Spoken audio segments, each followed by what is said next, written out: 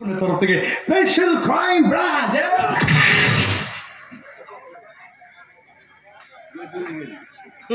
আচ্ছা রাগিনী দেবী, এসব কি হচ্ছে বলুন তো?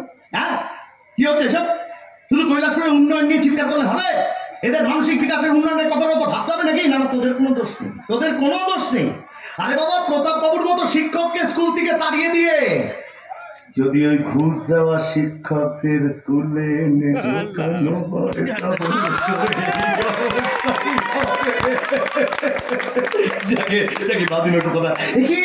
আপনার কপালে তো লেগেছে, আপনি কাজ করুন, মাথা নামান।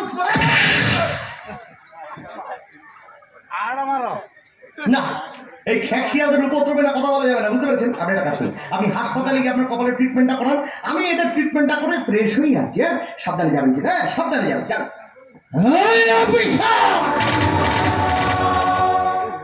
আমার ছেলের গায়ে হাত তুলে কাজটা কিন্তু ঠিক করলি।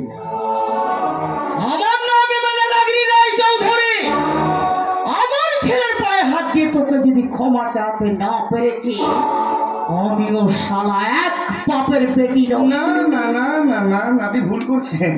এইসব প্রতিজ্ঞা আপনি করবেন না, কারণ আপনার এই প্রতিজ্ঞা পূরণ আমি কোনোদিনই হতে দেব না।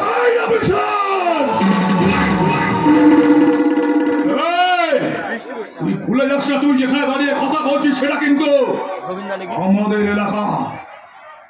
ওরে বাবা রে বাবা রে বাবা, দাদা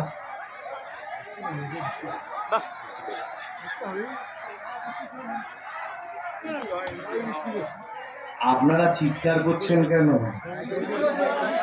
বৃষ্টি পড়ছে?